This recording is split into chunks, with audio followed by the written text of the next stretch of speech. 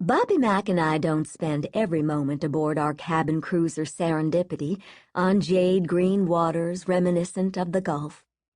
Heaven knows that where you wish to go, there you are. It might surprise you that a rough-and-tumble oilman like Bobby Mack knew his way around art museums on Earth. His tastes, and mine, were eclectic. From Gustave Vigeland's sculptures to Mary Cassatt's breakfast in bed.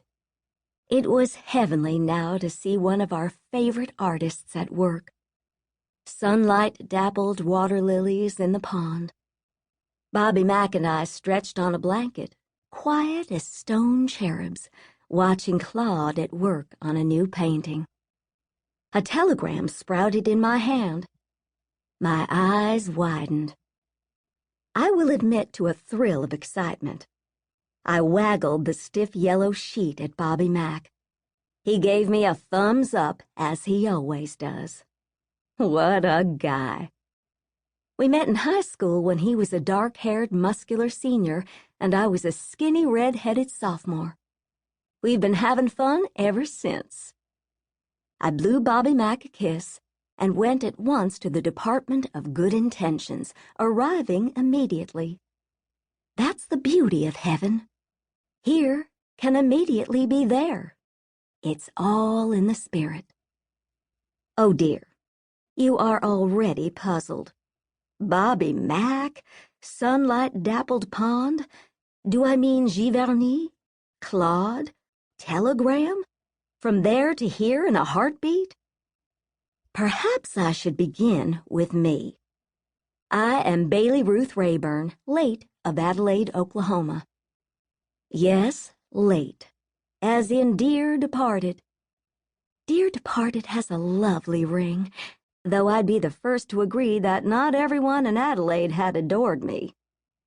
There was the high school principal who hadn't been pleased when I flunked the coach's son. All endings lead to new beginnings, and I loved my years as the secretary at the Chamber of Commerce, which provided a front-row center seat for both public and private shenanigans. There was the time... Oh, sorry. I am easily distracted. Back to my departing.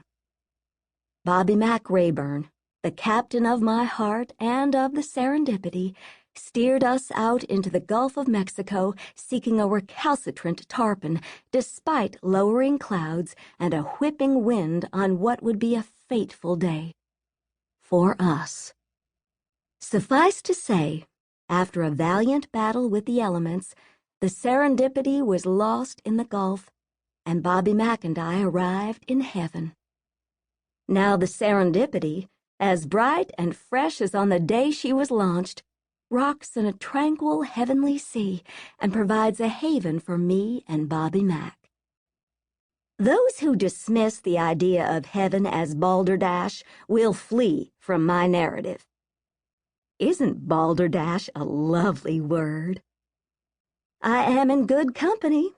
Of course, given my current location, that surely goes without saying, in choosing balderdash. No less than Thomas Babington Macaulay, the great 19th century historian, once said, "I am almost ashamed to quote such nauseous balderdash." Heaven is no more balderdash than I.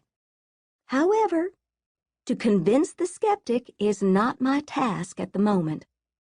I remain confident that there is, however feeble, a spark of yearning within each earthly soul for all that is holy.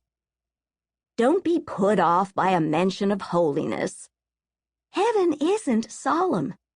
You enjoy laughter? Holiness does not preclude humor. St. Teresa of Avila combined a deep sense of ineffability with a laughing heart.